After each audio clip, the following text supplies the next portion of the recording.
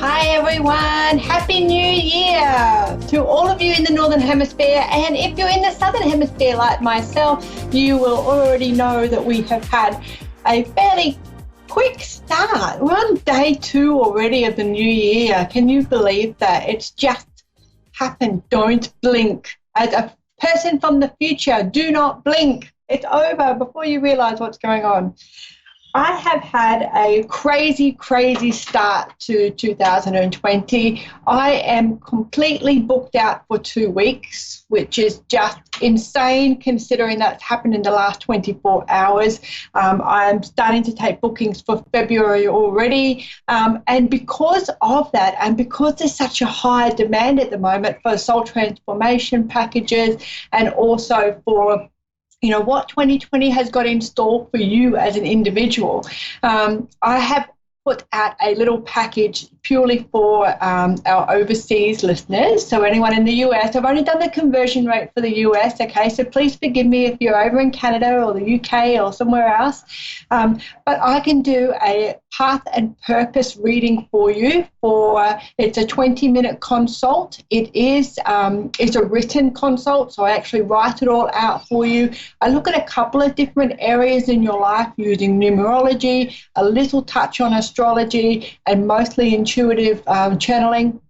And I do a path and purpose for you, put it into written format, into a PDF. It's yours to keep. I will email it to you, and I will do that for $25 US.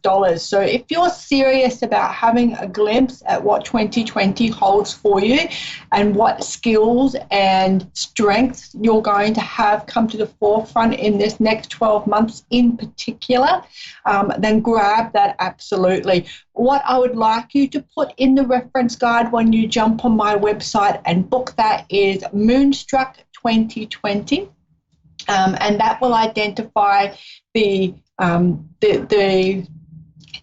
right reading that I'm doing for you, okay? So make sure that it's a little bit different from my normal ones because they were usually through video conference. I'm still available for video conference, of course, but 2020 will be sort of, it's time now to embrace what we're doing for 2020 and really sort of not set up our New Year's resolutions, but just to know that the last decade of really tough life, like we've really all had very tough challenges that we've had to get through for the last decade, and I'm super pumped about what 2020 and this decade is going to bring forward for me. And just by some of the readings that I've been doing for others, I highly recommend that you jump on and get a path and purpose reading for yourself. So absolutely do that. Again, $25 US. If you're interested, jump on my website first, www.insightsbyjohnita.com, and then send me a meeting request. Send me a request from there, and I'll be able to make contact with you, and we'll go from there and work out when we can do it and how we can do it, and if you're looking for anything in particular. So a path and purpose is really very clever for your doing this as a job or as a career at the moment, but it's just not making you jump out of bed every single day, and there's got to be more to life. That is what the path and purpose is all about. It's about unlocking some confidence issues. It's about working out where those sorts of things are that might be holding you back, a little bit of confidence, self-esteem, conditioning, habit forming, those sorts of things that we get ourselves on that negative roller coaster, and we talk ourselves out of trying something new because we're really good at real estate, or we're really good at waitressing, or we're really good at something else, but it's not where our passion is. So path and purpose, $25 US, that's 20 minutes. I will concentrate on you and you alone, put that all into written format, yours to keep, email it to you straight away. So if you're interested, jump on my website and have a look. We're going to jump over to a caller, and then I want to also talk to you a bit more about triggers and post-hypnotic suggestions, because it's been developing as a bit of a common theme, okay, as we reflect on who we are as people and what we want to do with the rest of our lives, in this 12 months in particular. So I'll touch on that at the end of our session, and we'll talk about post-hypnotic suggestions and triggers and what that means to our personal growth and how we can combat.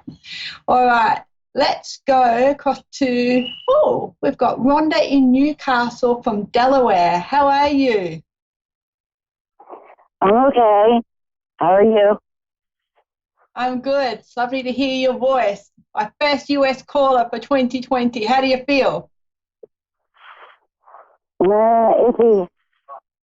All right, what can I do for you, Rhonda?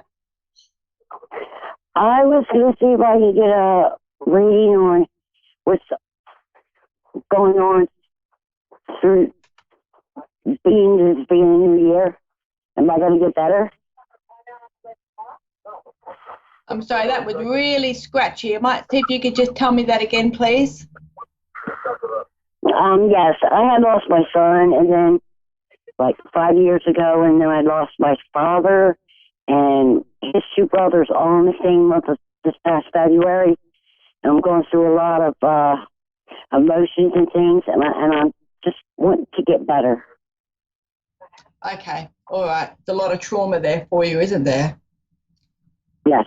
A lot of trauma. Oh, you know what? When I tune into you, it's kind of every part of my body starts to tingle, okay? So that is sensory overload. So that means that all of those emotions that you've suppressed over the time, the emotions that have bubbled up and perhaps come out at what you think might be the wrong time, not really coping with the emotion associated with it as well. I know that a lot of people seem to think that there's a time limit on healing when we lose people that we love. And unfortunately, there is no time limit for that. So I'm sorry, I've got someone knocking on my door and my dog is not appreciating their company. So what happens when we lose someone is we go through that whole stage of expecting the grieving process to have a time period or a time limit, and that's not how it works. You're an extremely intuitive person. Your hands are absolutely amazing as far as healing is concerned. So what that means is that you've got some really deep-seated lines in the palms of your hand, in particular your right hand. So you will sense a lot of spirit around you. So in a way, like some people are relatively lucky as humans. Okay, this is going to sound a bit weird, so just stay with me, because a lot of people think that death is final and that when you pass away, that's it. I'm a medium, so I know that there is more to our chapters and our lives than just passing away, then that's it. You're intuitive, so you will feel those people still around you. You will feel the triggers that is associated with that, such as smells, or you might feel them, but it just feels like they're with you, but you can't see them, that sort of thing. There's some aftershave smells that are coming in for me as well, some very distinct masculine smells that are coming in. So you're going to be able to feel and sense all of those things. So for you, the grieving process is going to be a lot more involved because your level of awareness that they're still around you is quite high. Does that make sense? Yes. Yeah. But tell me something.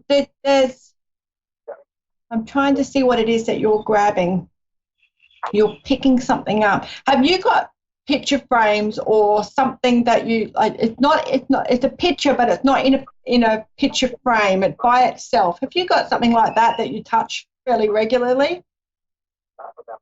Yeah. It's like just a photograph that's not in a frame.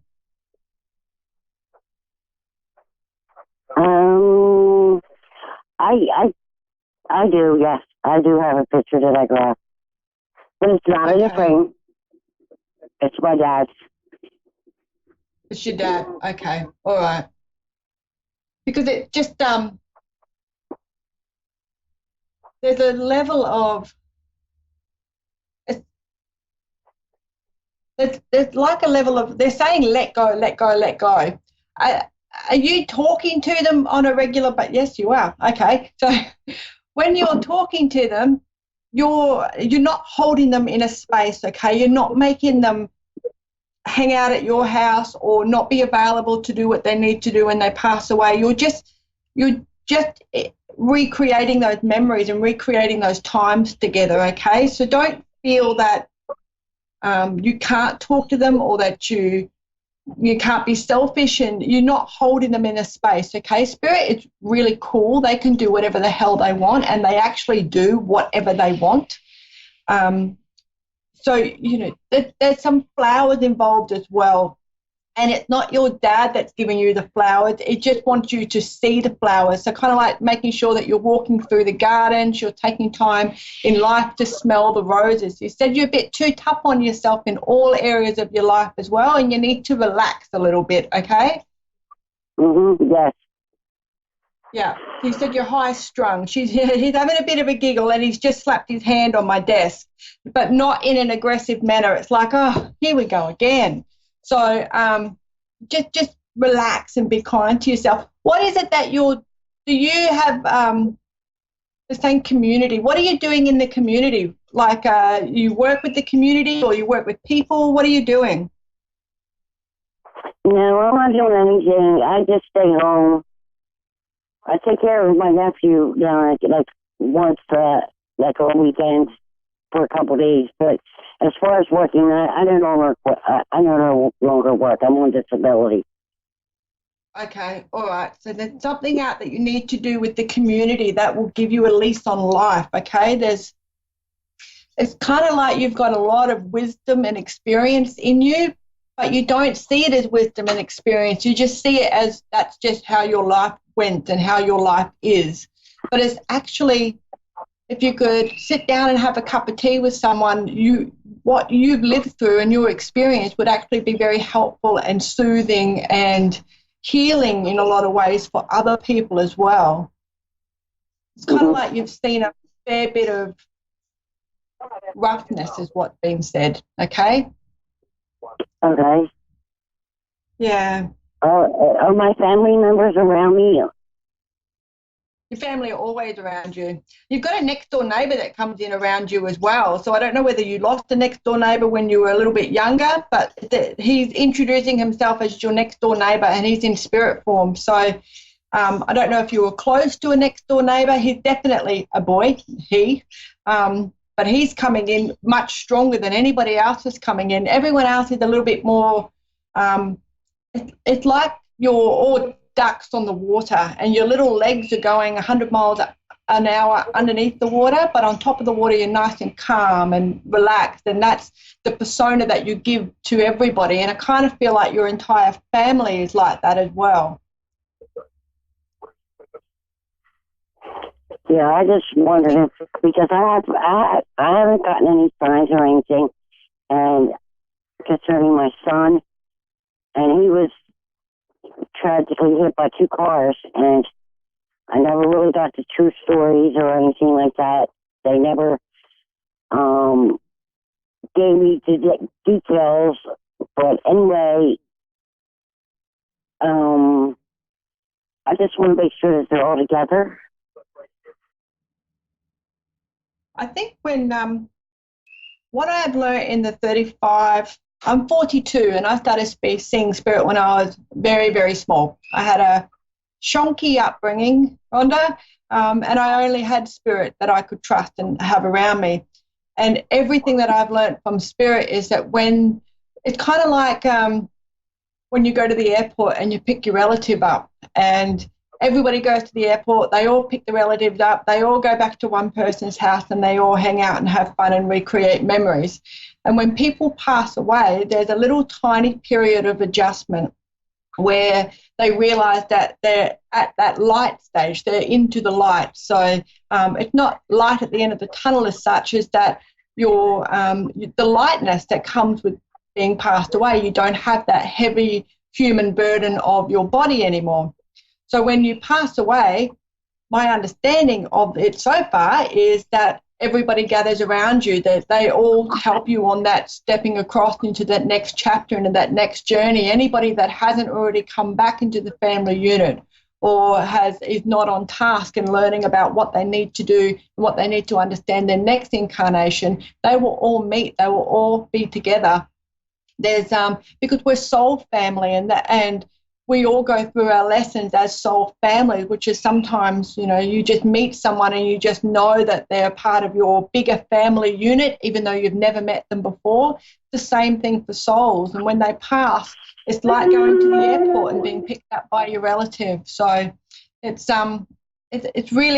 not a lonely, scary, dark transition at all. It's actually one that you just release the human burdens of the grief or pain or disease and challenges that we have as humans. That's all just washes away when we pass. The only emotion that spirit has is love.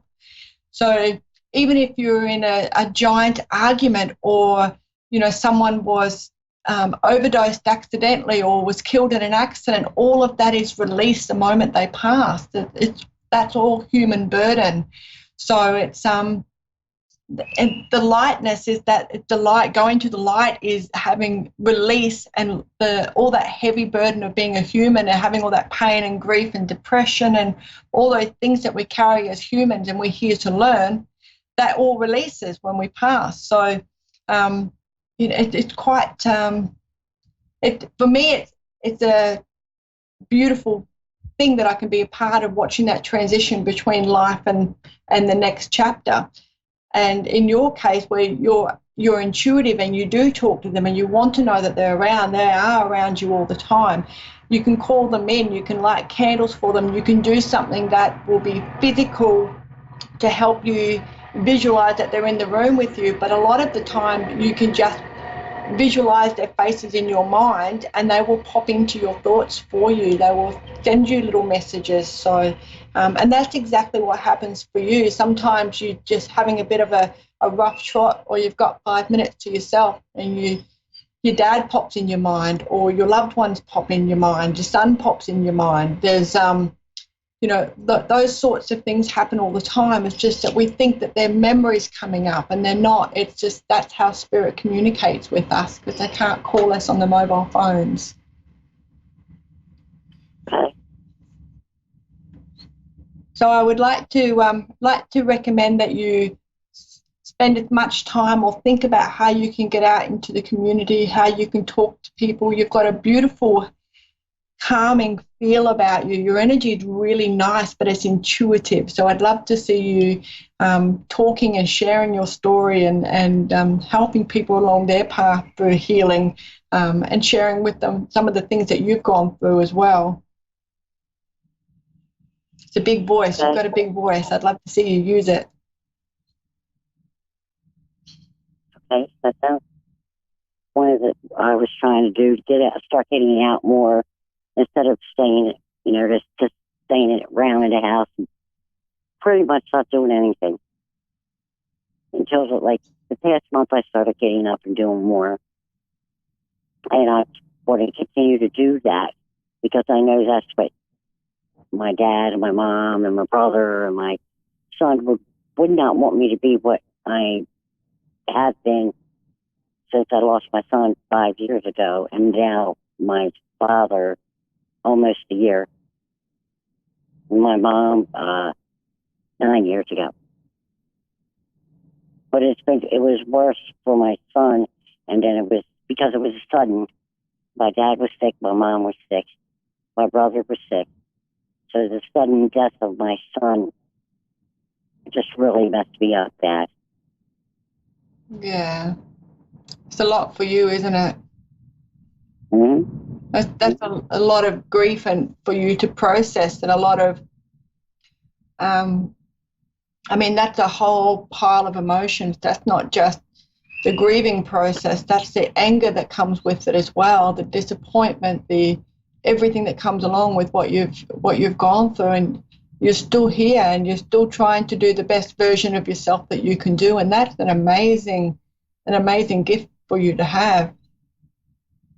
Then I got my dad passed I think it was like the 4th of February, and within 20, this is all in 20 days, his baby brother, my uncle, and then my Uncle Joe, they are all like 2 weeks apart in February of this past February. They all passed within 3 weeks apart.